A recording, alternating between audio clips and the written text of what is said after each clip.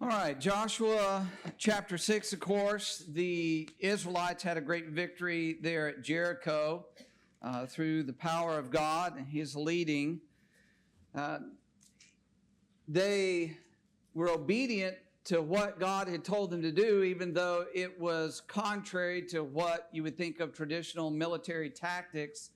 And so, in following that, they had the benefit of the blessing that God intended in the command that He gave them in going and marching around the city and taking it. But in Joshua chapter 7, we see that Satan was not pleased with the children of Israel and what they were doing, and he had gotten to one of them, as we'll talk in some detail.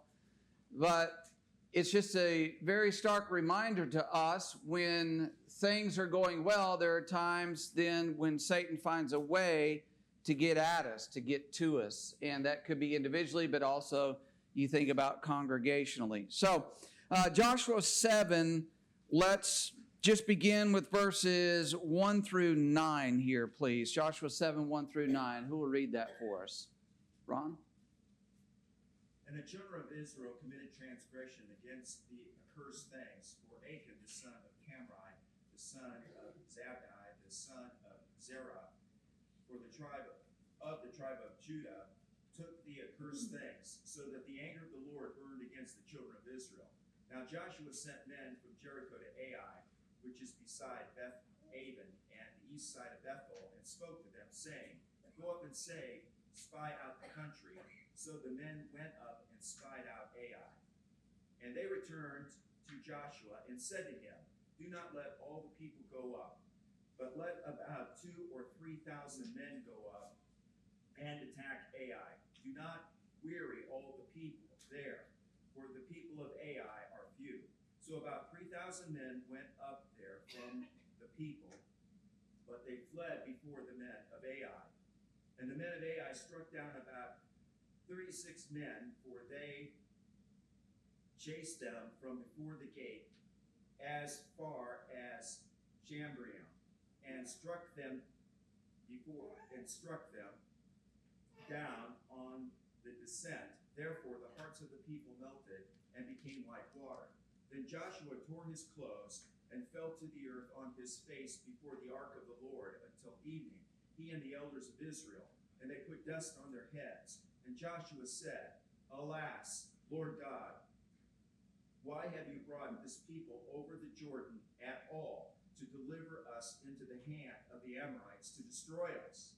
Oh, that we had been content and dwell on the other side of Jordan.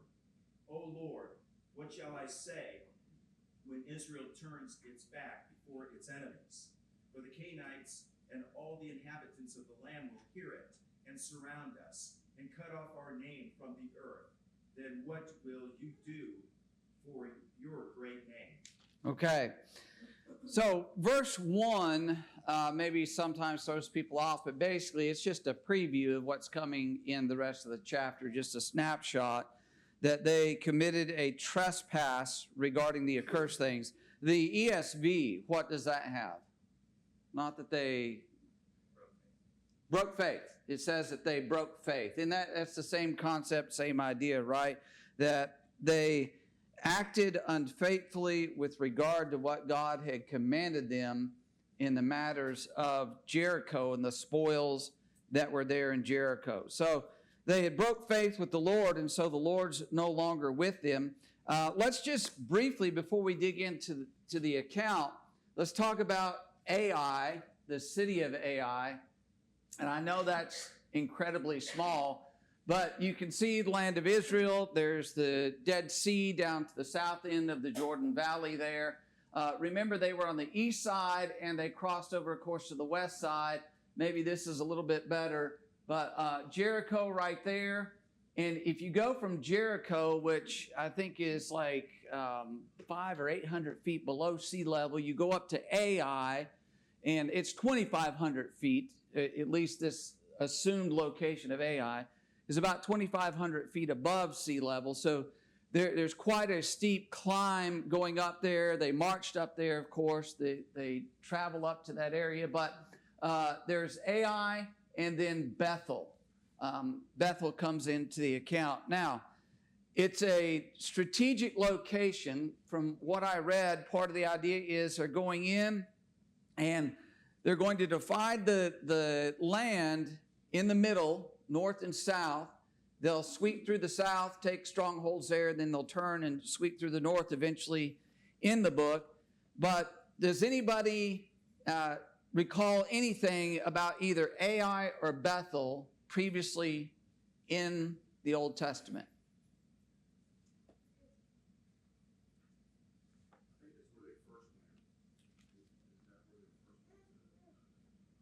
Okay.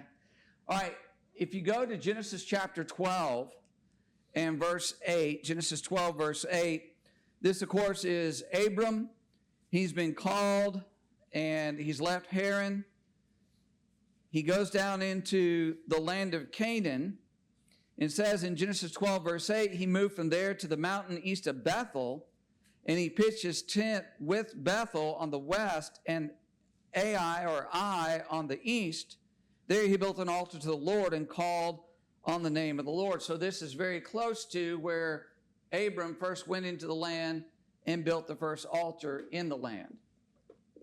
Genesis 35, where God blesses, renames Jacob before he meets with, or before the deaths of Rachel and Isaac. It's actually alternatively called Luz.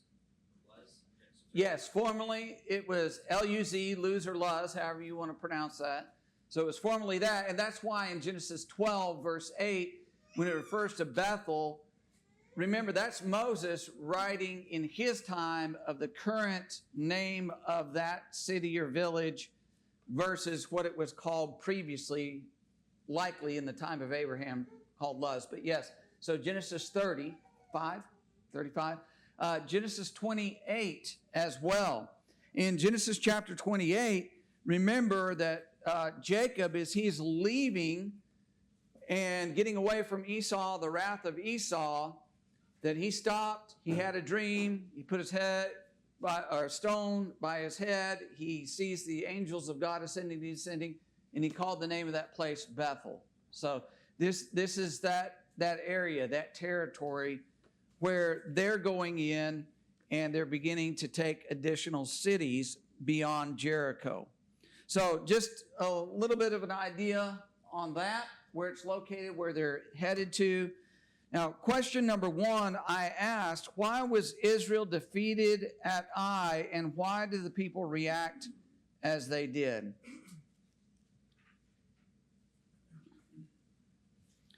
So Joshua sent men up there to spy it out, which he had done before. They come back and give him what report? That the people of Ai are weak, that they're few in numbers, and no need to overthink the situation. They were thinking they were going to go in there and win, right? Just defeat them, conquer another city, another area of land. But to answer your question, they had broke covenant with God, they had committed sin. So the way when I read it, the way I actually read it was, it doesn't matter how many man they would have sent, they would have still lost that fight because they didn't have God on their side, right? They had broken.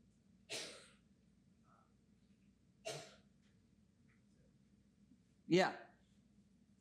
Stephen, in addition to that, it appears anyway that there's something missing here with the action on the part of Joshua and the children of Israel, is that they don't consult the Lord. They're using their own wisdom and they are discerning themselves. Oh, we took Jericho, you might think, and now we can take Ai or I, because they're even lesser than Jericho. But we see nothing here about consulting God about this, laying before God their intent. Okay, yeah. When it says that they are fewer in number, that's relative to Jericho. Now, over in chapter 8, verse 25, it tells us that there were men and women, 12,000 of all the people there in Ai. And so Jericho had a larger number. Here, they're thinking, well, it's men and women, 12,000. How many of those, people who study this, how many of those would be men of fighting age and so on and so forth? And so they go up, they check it out. It's easy. 3,000. As Cruz was mentioning, you don't need to send everybody up there. We got this. It's an easy deal. As Ron said, there's no record here of them turning to the Lord. So is this a problem with overconfidence? Is this a problem lacking humility, thinking, that first victory shows us we're just going to sweep this land. We're going to go in, and the walls are going to fall down, gates are going to fly open, people are just going to be mowed over by us. So they became maybe a little bit complacent as we think about it. So what happened when they went up there with those 3,000 men, verses 4 and 5?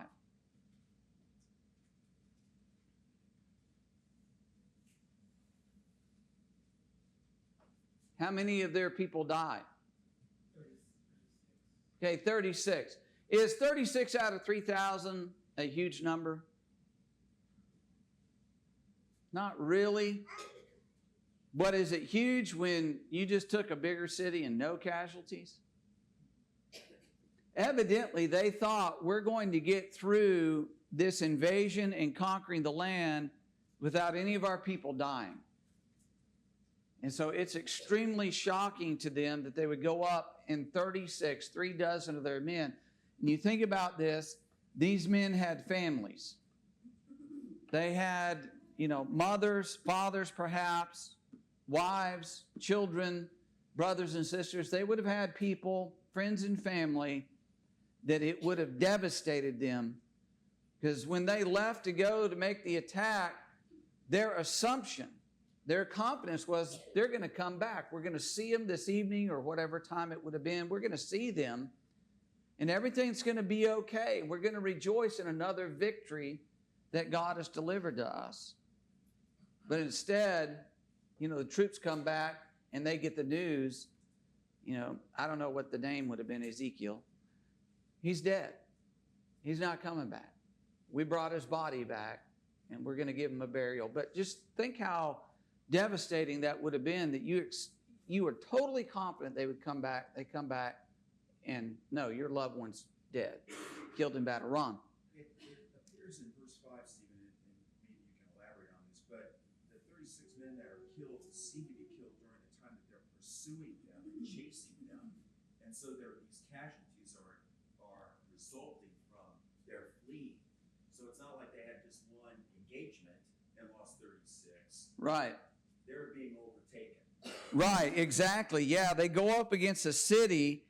In verse 4, to your point, says, but they fled. The men of Ai come out, and they make a counterattack, and they run from them. And while they're running, those 36 are slain along the way. And it said they chased him as far as Shabarim, if I'm saying that properly. But my understanding, this is a name for like mines. So there's an area of mining. And of course, Bethel and Ai are up in the mountainous area, so you understand there's why there would be some mines in that area. So anyways, they chase them back down, and it says the hearts of the people became like water. And so we understand why they're reacting in an overwhelming way. They're just completely devastated, distraught about this. And what about Joshua's actions? It highlights his response for us. Mike? He takes it more to heart because he's the leader of the people, and he is very distraught, tearing his clothes, throwing himself on the ground. And I think that anybody who is responsible for others understands this. Yeah, Joshua, and it mentions the elders with him. Paul, did you have something? Well, he's completely unaware of the sin. Yes. Philip? I mean, at the beginning of Joshua, God told him, you follow these statutes, I'll be with you. To Paul's point, he didn't know about Achan's sin. So in his mind, he had been that's kind of, at least in my mind, that's why he's acting the way him and the elders, is why they're acting this way, because they don't understand why Joshua's shaking. Yeah, he's completely baffled about what's going on here. He has this time of despair, and it's not that he's rebelling against God. He just is completely overwhelmed with, why is this happening? This isn't supposed to happen. I can't understand it. Sort of like Job, he doesn't understand what happened to him when he was attacked. His children were killed, his possessions taken, his health deteriorated. He didn't understand. Here, Joshua doesn't understand this shouldn't be this way. You know, to me, it strikes similar to what occurred with Moses in the wilderness. Doesn't it, Stephen? And now is it, well, we would be content back on the other side of Jordan. I mean, maybe we should have never left Egypt. Right. You know, and you see the similar thing occurring here. Yeah. With his wavering. Yes. He has this time of, we would have been better off staying on the other side. And just want to make a quick point. It shows you how much Joshua cared about the people as well. He loved them. Mike and then Cruz. Well, he also mentions God's name, that he did not want God's name to fade by this. That really is how he kind of ends his thought process, is that the other people are going to be talking about this, and it's going to ruin your great name. So he's upset by that. Again, you know, I think he feels a lot of personal responsibility of what's going on here, specifically in that regard. Yes. Cruz? I was going to say something similar. His focal point at the end, and what will we do for the great name? His focus was on God, and basically, as opposed to the pride of losing, right? Yes, losing doesn't feel good, but at the end of the day, his focus was on highlighting God's name. And on top of that, what I wanted to elaborate is the Canaanites did defeat Israel. They defeated themselves. Israel defeated themselves by their own actions. In this case, committing sin or trespass. Had they not done that, Yes. they would have never been in this situation.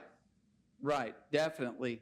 And the thing about the name, remember when the children of Israel, on more than one occasion, they sinned, and God said, out in the desert, and God said, I'm going to wipe them out, was telling Moses this, and Moses pleaded on their behalf.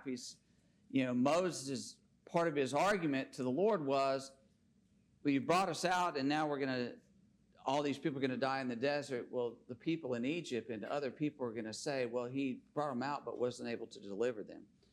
And Joshua kind of has that similar approach here, as has been noted when he closes this out. We come over here and we can't take the land and we're defeated here. That's going to reflect poorly on you, God.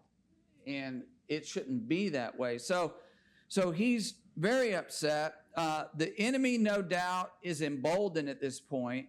And then the Israelites would have been very discouraged, and a discouraged military, as we talked before, this psychological warfare, it really wouldn't matter if somebody is defeated in their own mind, then pretty well that battle's over, because in their mind they're not fighting as hard.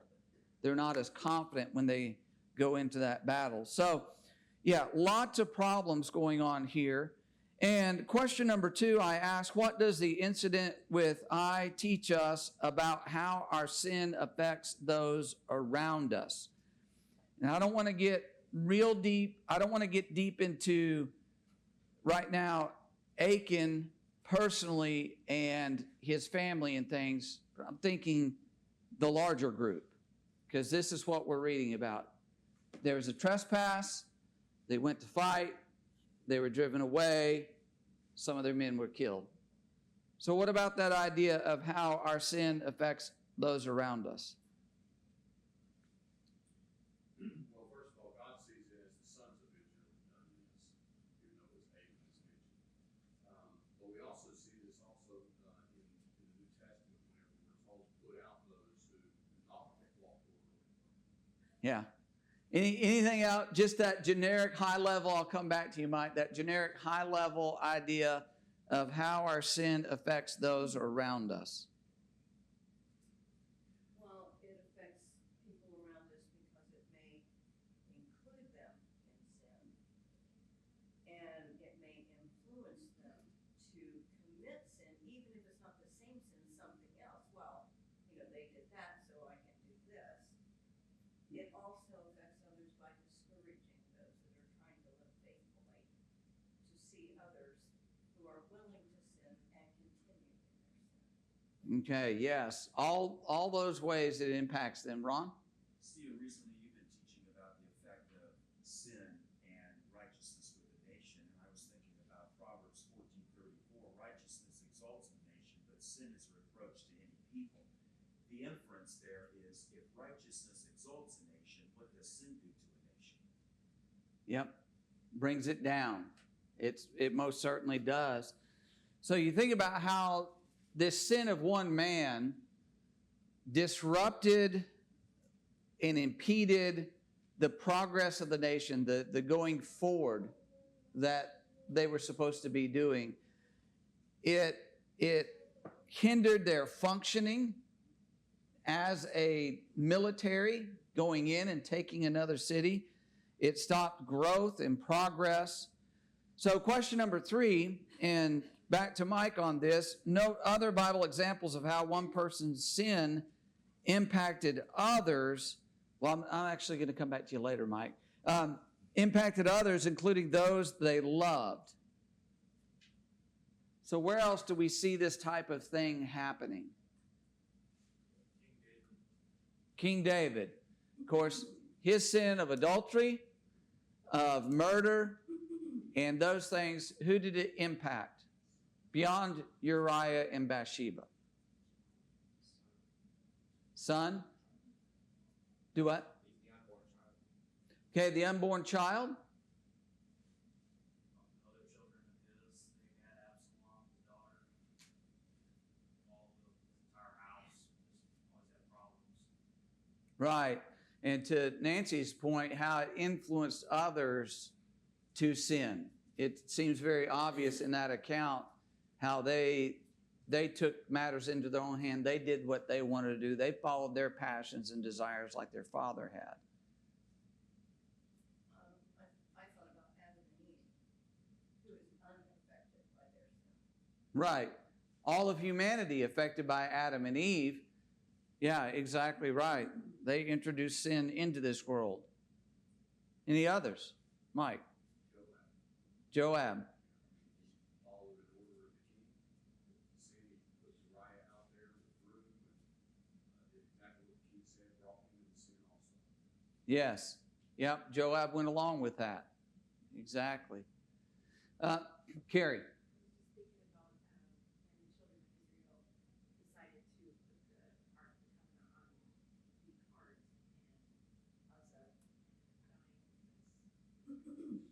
Again, David, King David, moving the ark on a cart, on a cart, and thereby, Uzzah lost his life. Ron, and then Cambry. Stephen, we have Cain and his descendants even in effect to this very day. Yes, Cain, you read through Genesis 4, Genesis 5, there's a legacy of sin with Cain.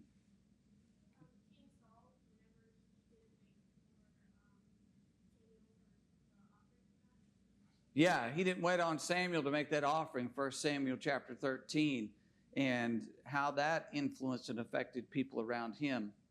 Yeah, I had one other one, which was Christ's teaching on divorce and how that affects others. Yes, that divorce and remarriage, the unlawful divorces, the sinful marriages, all those things that take place where it affects people around them, it affects societies, communities, things like that.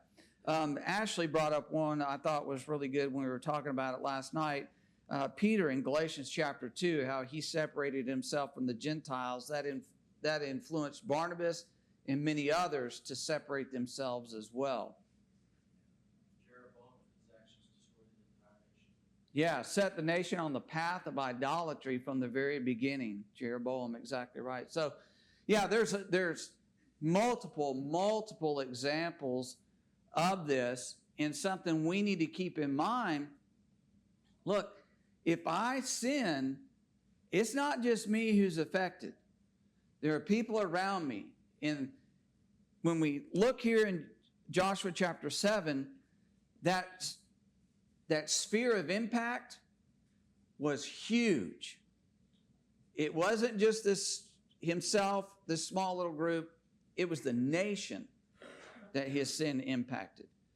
And so we can't take sin lightly, understanding, wow, this could really have some very negative and bad consequences in our day and age, in the providence of God and the way things unfold in life. All right, so Joshua chapter 7, let's read verses 10 through 15, where it's revealed what's happening to a degree. So Joshua 7, 10 through 15. Jim? So the Lord said to Joshua, "Get up. Why do you lie thus on your face? Israel has sinned, and they have also transgressed my covenant which I commanded them. For they have even taken some of the accursed things, and have both stolen and deceived, and they have also put it among their own stuff. Therefore the children of Israel could not stand before their enemies, but turned their backs before their enemies, because they have become doomed to destruction. Neither will I be with you anymore, unless you destroy the accursed things from among you. Get up, sanctify the people, and say, sanctify yourselves for tomorrow, because thus says the Lord God of Israel, there is an accursed thing in your midst. O Israel, you cannot stand before your enemies until you take away the accursed thing from among you. In the morning, therefore, you shall be brought according to your tribes. And it shall be that the tribe which the Lord takes shall come according to the families, and the family which the Lord takes shall come by households, and the household which the Lord takes shall come man by man. Then it shall be, he who is taken with the accursed things shall be burned with fire, and all that he has, because he has transgressed the covenant of the Lord, and because he has done a disgraceful thing in Israel. All right. So there in verse 10, how do you see that address the Lord makes to Joshua? I think God's kind of upset at Joshua because it's almost like there's an assumption by Joshua that God is leaving us. What we see through this is God saying, I'm not leaving you, you're leaving me. I want to continue with what we have. Here's what you guys need to do to fix this. Right. It's not my failing or a change of my mind. It's something that's happened among you. And so you need to get up and you need to address the situation here. So there was a sense in which there was national guilt here because of one man's sin, that they needed to remedy that. And we'll get to that in just a little bit. Joshua and the other people of Israel were not guilty of his sin. They weren't personally responsible. It wasn't the transfer or imputation of sin in any way whatsoever. But it was an express violation of God's command of what had happened. In verse 11, as he talks about there, I commanded you not to touch that. And it's been touched. Somebody did exactly what I told them not to do. And so Israel is going to be unable to stand before their enemies. And basically what he's saying is you're not going to be able to progress from here forward until this is taken care of. And so you need to find the accursed thing. You need to destroy it with fire. Any other thoughts there? I think this is a test for Israel also. They're going to accept sin in their lives. They could have easily have said, well, that's just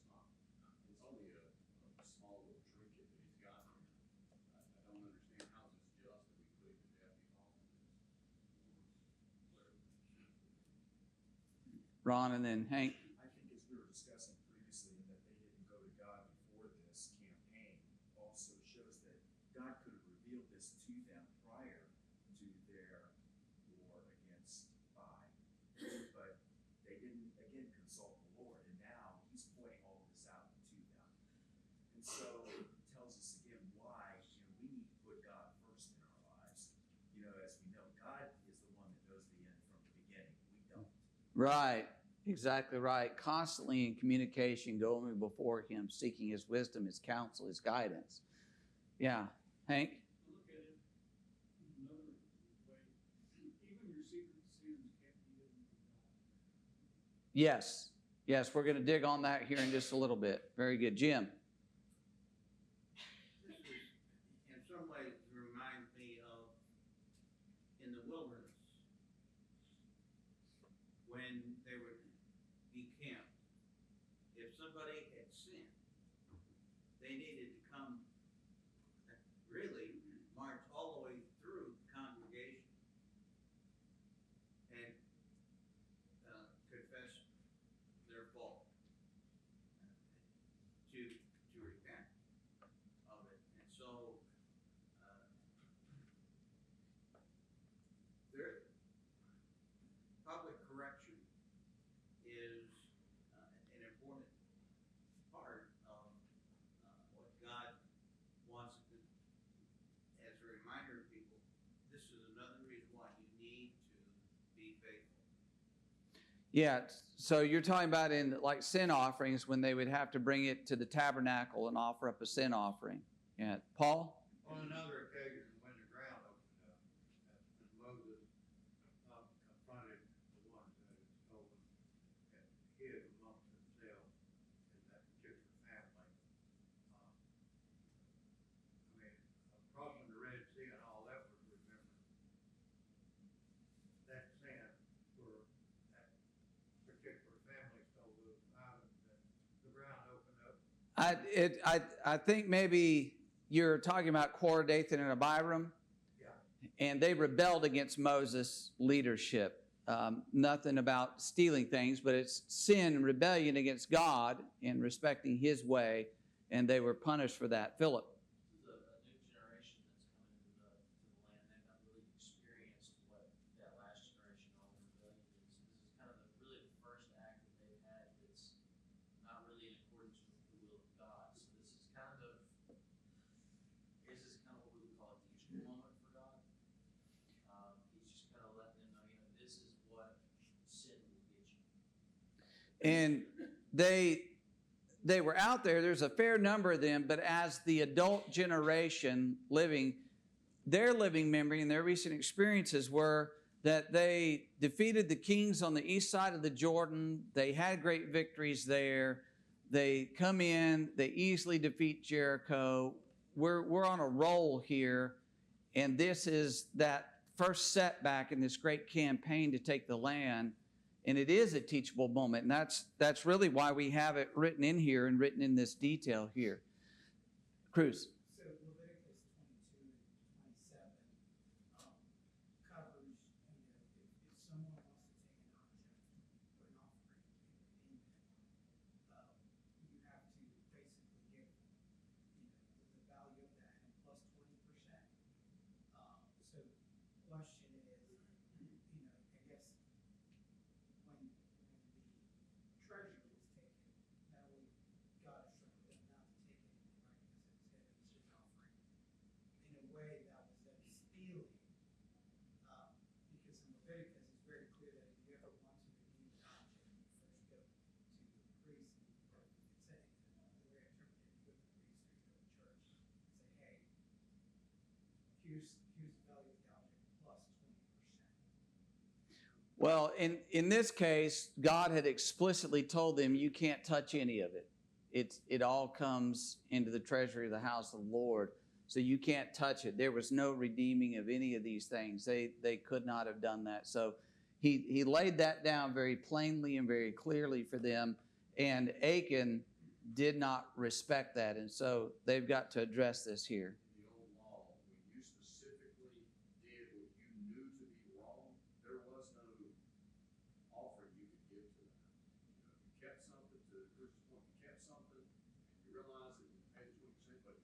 something, there was no offering you could give. Well, they certainly couldn't have their sins forgiven. There were sins of ignorance, and then there were sins in the sin offering, the trespass offering, that they could offer up for various sins. But let's jump back into Joshua 7, and let's read here verses 16 down through 23, please. Who's got that? Zach? So Joshua rose early in the morning and brought Israel near tribe by tribe, and the tribe of Judah was taken. And he brought near the clans of Judah, and the clan of the Zerahites was taken. And he brought near the clan of the Zerahites man by man, and Zabdi was taken. And he brought near his household man by man, and Achan the son of Carmi, son of Zabdi, son of Zerah, of the tribe of Judah was taken. Then Joshua said to Achan, My son, give glory to the Lord God of Israel, and give praise to him. And tell me now what you have done. Do not hide it from me. And Achan answered Joshua, Truly I have sinned against the Lord God of Israel, and this is what I did. When I saw among the spoil a beautiful cloak from Shinar, and 200 shekels of silver, and a bar of gold weighing 50 shekels, then I coveted them, and took them. And see, they are hidden in the earth inside my tent, with the silver underneath. So Joshua sent messengers, and they ran to the tent, and behold, it was hidden in his tent with the silver underneath. And they took them out of the tent and brought them to Joshua and to all the people of Israel, and they laid them down before the Lord. Okay. So, question number 5 was, what was the congregation's responsibility in all these actions, and what lessons do we take from it? And we're going to get to the punishment in just a minute, but first of all, what are they responsible to do here? What's this process they're going through? It may be overly obvious, but First of all, they have to consecrate themselves. okay. He said, sanctify yourselves, and they're to go before the Lord the next day.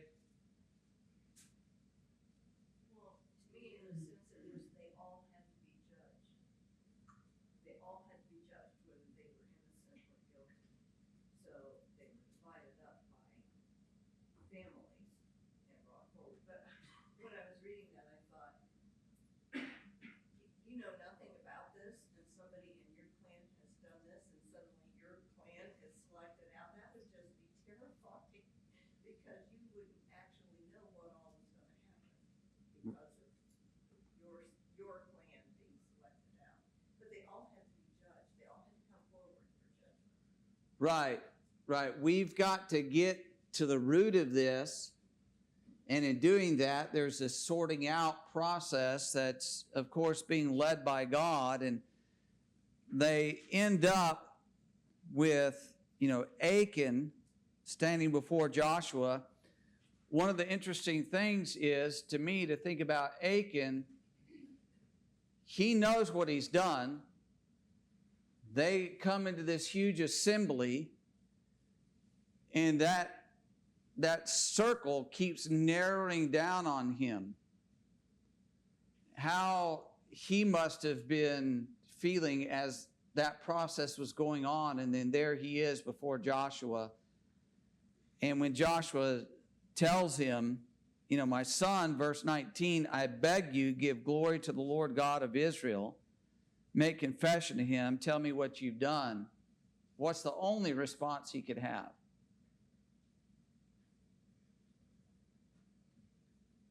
Yes, I've sinned. Similar to David, when Nathan confronted him, I've sinned. Here, I've sinned.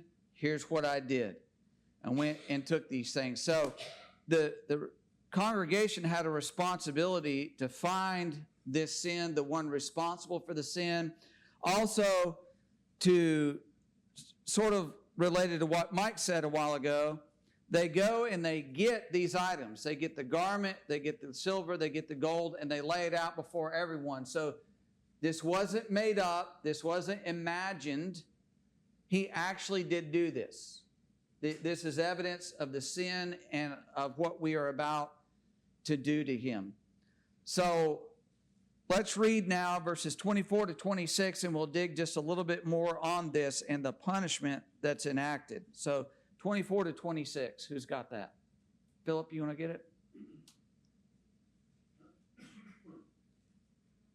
Then Joshua and all Israel with took Achan the son of Zerah, the silver, the garment, the wedge of gold, his sons, his daughters, his oxen, his donkeys, his sheep, his tent, and all that he had, and they brought him to the valley of Achan. Then Joshua said, "Why have you troubled us? The Lord will trouble you this day." So all Israel stoned him with stones, and they burned him with fire. Burned them with fire after they had stoned them with stones. Then they raised over him a great heap of stones, still there to this day. So the Lord turned from the fierceness of his anger. Therefore the name of that place has been called the Valley of Achan to this day. Okay. So they find out what he's done, and then the punishment is enacted. What do we see in the New Testament relative to the congregation, to sin, to punishment?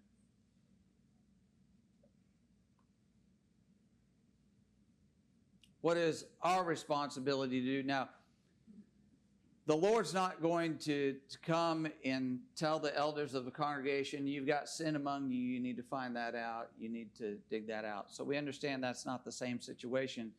But when there's a known sin, is there an example of a known sin in a congregation and what they're told to do about it? In 1 Corinthians, I believe it first is introduced to us in chapter 5, Mm-hmm. about where a man had his father's wife and committed fornication, adultery. They were specifically instructed what to do about that sin as a congregation, to keep that congregation pure. And they became puffed up and were tolerating it, accepted that sin among them. Right.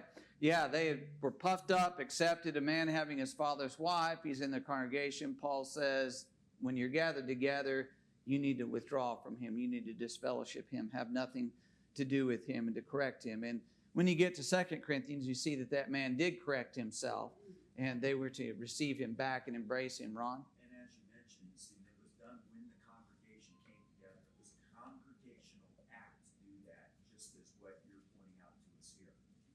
Exactly. Exactly right. So there is that responsibility to address it and then enact whatever penalty or punishment is there with it. And the children of Israel do that. Let me ask you this, since we've got just a few minutes. When you think about the things that he took, is that something that's appealing to you? Could you see why he would take what he took? Yeah, that's good, that's a good stuff. Nancy? Yes, I can understand why those things appealed to him. I mean, he said it was a beautiful Babylonian garment. Okay. Beautiful Babylonian garment, or Shinar? Shinar and Babylonia, they're used interchangeably. But, Yeah. yes. Yeah, and so he took, you could see why he would think, well, this Would have been beautifully decorated. Okay. Let me just point something out. Soldiers have always taken prizes. Whether this garment was of high value or just sentimental, ornamental. So, for instance, there were a lot of World War II soldiers that came back with Nazi paraphernalia because they're like, I got an SS coat. I got a Luger. Took it off a dead German. I got this or that or whatever it was. They brought it back with them because they're like, this is a prize of war. I nearly died for this. So you can see why he would want that kind of garment, because it was like a prize of war. It's not really necessarily the value of it. Now, does anybody know what a shekel translates into as far as weight? 11 grams. What's that? 11 grams. See, I found 50 grams. Is yours 11? 50? Okay, 50, which is 1.6 troy ounces, which when you translate all that, you go by today's prices of silver and gold, the silver would have been around $1,600. The gold, $33,000 to $34,000. Okay. So you maybe see why he grabbed that and he's like, I'm taking that. There's a lot of value in there. Yeah, but the irony in that is, where was the garment? Buried in the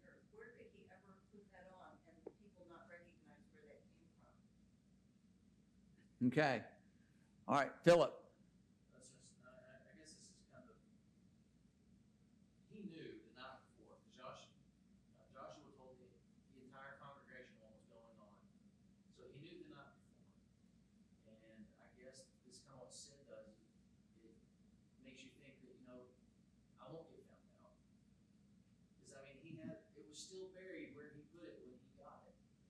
So he didn't even think enough to move it, even though he was the only one who knew what he did. And maybe his family, because it's kind of hard to Yes. think when you move your tent and bury something and put your tent back, it's kind of hard to hide that from the people who live there with you. Yes, his family evidently is culpable in this as well, keeping this secret. But here's the thing, Numbers chapter 32, verse 23 says, be sure your sin will find you out. Sin has a way of coming out, and it affected the congregation. The consequences were very apparent. And Achan being discovered, then all that's brought to light. He could not escape it, of course, any longer. He had gotten by with it for a while, but what is the reality of our sin? Even if it doesn't come out in this life, what's going to happen? Well, when you revert to 1 Timothy 6, which I think it can affect what happens when you partake in sin. For the love of money is a root of all kinds of evil, for which some have strayed from the faith in their greediness. And I think that's what happened to Achan. And what can happen to us when we partake in sin, right? Anytime we do that, we slowly stray away from our faith and from God. Yes, it takes us down this path. It certainly does. Paul? On this particular case, though, the spoils were supposed to have been taken to God. Yes, they were supposed to go into that common treasury. Yes, exactly right. So here's the thing about it. If we don't take care of our sin now, it's going to be brought out at judgment, and we will be found guilty. And so we need to take care of it now, very quickly. Ecclesiastes 12:14, for God will bring every deed into judgment with every secret thing, whether good or evil. Yes, exactly right. Perfect passage for that. All right, thank you all very much. Lord willing, we'll press on chapter 7 and go into chapter 8. Won't spend a lot of time in 8, but we'll press on next week.